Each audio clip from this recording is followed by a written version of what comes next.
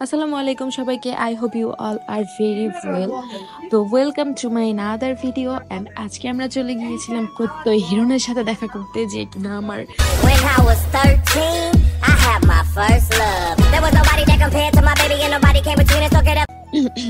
তো প্রত্যয়ের সাথে দেখা করবো এটা যখন থেকে শুনছি তখন থেকে আমার চোখে আর ঘুম নেই। কালকে রাত্রেও আমি সারা রাত একদমই ঘুমাই নাই যে আমি সকালে উঠে যাব প্রত্যয়ের সাথে দেখা করতে। আর এখানে ইনভাইট পেয়ে আমি অনেক অনেক খুশি হয়েছিলাম, কারণ একদম ছোটবেলা থেকে আমি প্রত্যয়ের অনেক বড় ফ্যান। ইনফ্যাক্ট আমার ভাই বোন যারা যারা আছে সবাই ওর ফ্যান। এখানে আজকে ফয়সাল ভাই আমাদের ওয়েট করাইছিল,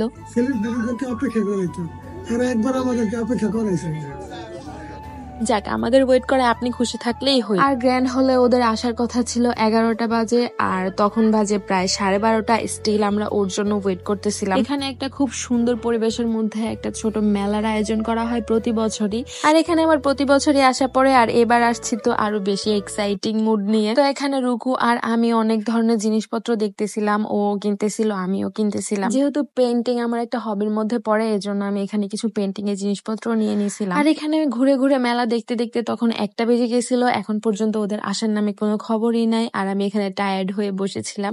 আর এই মুস্কান আপুকে কে কে চিনো অবশ্যই কমেন্ট বক্সে জানাবা। আর হ্যাঁ, এখানে একটা ইন্টারেস্টিং বিষয় হচ্ছে, আপন কজন এয়ার ট্রাভেলস থেকে কিন্তু তোমরা অনেক সুন্দর সুন্দর কম্বো প্যাকেজ পেয়ে যাবা ট্যুরে যাওয়ার জন্য। এট লাস্ট আমাদের অপেক্ষার প্রহর শেষ হয়েছে, এখানে আমরা রায়হানের সাথে দেখা করলাম। কিন্তু এখানে একটা ব্যাড নিউজ হচ্ছে, প্রত্যয়ের একটা শুট পড়ে গেছে আর্জেন্ট, সেজন্য সে আসতে পারে নাই।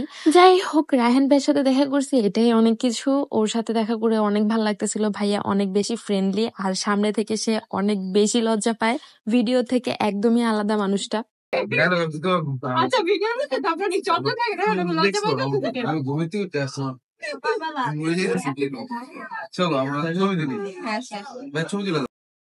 আর এখানে আমরা যখন বের হয়ে যাব তখন একটা ছোট পরিমাণে ব্লাস্ট হয়, আর এটা দেখে সবাই অনেক বেশি আতঙ্কিত হয়ে যায়, সবাই অনেক ভয় পাইছিল।